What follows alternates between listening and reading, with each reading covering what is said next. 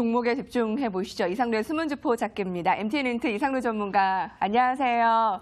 네, 반갑습니다. 이상로입니다. 네, 월요일 같은 수요일입니다. 이제 이 3일 동안 아마 이 개걸음 장세에서 많이들 이 시청자분들도 더 현명해지셔서 이 반등이 크게 이루어지지는 못하고 좀 지루할 수도 있겠구나, 좀 마음의 준비를 해야 되겠구나라고 아마 오늘을 대비하셨을 겁니다.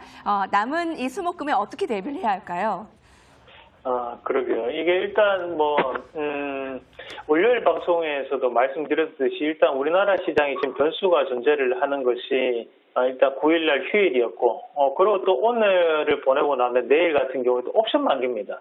자, 그러면 결국에는 이제, 우리처럼 큰 돈을 하지 않는 1억 미만 정도의 주식 투자자분들께는 크게 큰 상관이 없고, 사실 10억까지 큰 상관이 없는데, 외국인들이나 기관은 그 정도 금액대가 아니라는 거거든요. 그리고 상당히 큰 금액을 운영을 하고 있기 때문에 옵션 만기라는 부분 자체에서 포지션 변경이 쉽지 않을 거라는 거죠. 그러면 지금 시장에서 우리가 드라마틱한 반전을 좀 기대하기는 조금 사실상 좀 어렵지 않나라는 부분을 조금 감안하셔야 될 것 같고, 다만 지금 시장이 꾸준히 하락을 해왔기 때문에 11일 같은 경우에는 옵션 만기 당일에는 조금의 변화 가능성은 조금 농후하다라는 부분까지 이렇게 좀 말씀을 드릴게요. 제가 볼 때는 오늘 시장에서는 어느 정도에 대한 이제 보합권 장세까지 유지를 해주면 좋고, 또 지금 중국 증시가 또 좀 있으면 개정이 되는데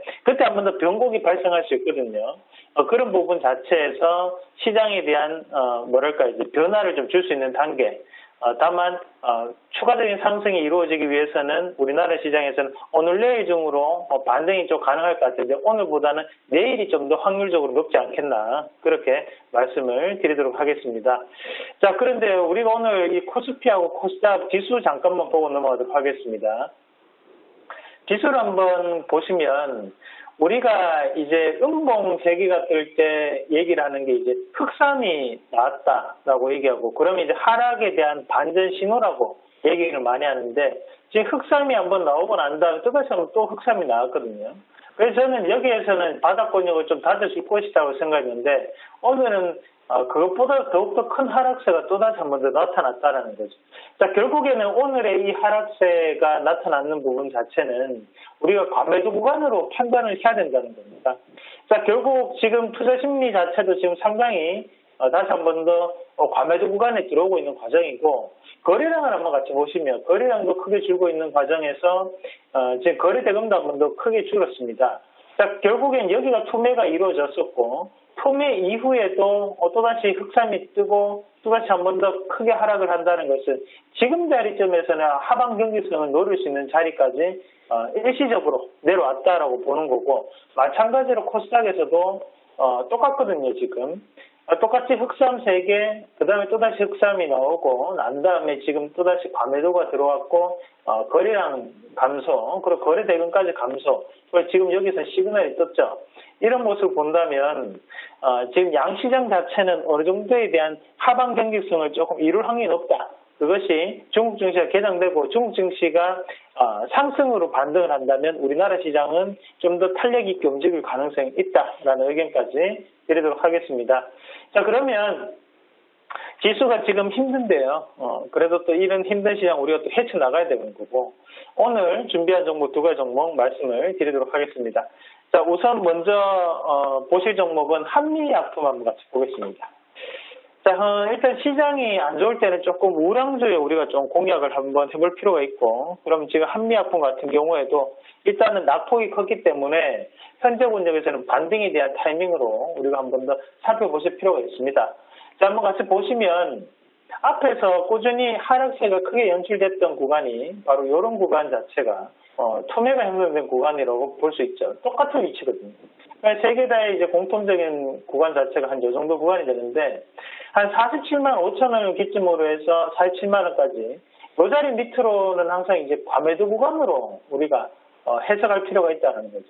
근데 지금 상황에서 지금 임상 3상과 2상이 여러 가지 심리학 자체가 개발이 되고 있는 상황이고, 좀 있으면 이제 3분기 실적을 발표하는데, 3분기 실적이 2분기보다 나쁘지는 않을 거라고 그렇게 판단을 하겠습니다. 그래서 지금 제가 생각을 했을 때는 충분히 지수항에서에 대한 반등에 대한 가능성이 높다고 보고요.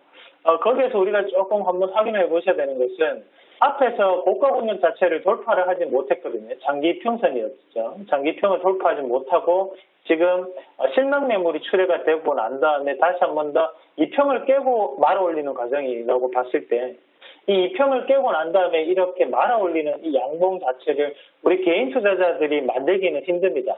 그러면 결국 이 양봉은 누군가 주포에서 형성됐을 확률이 대단히 높다라고 판단할 수 있다는 겁니다.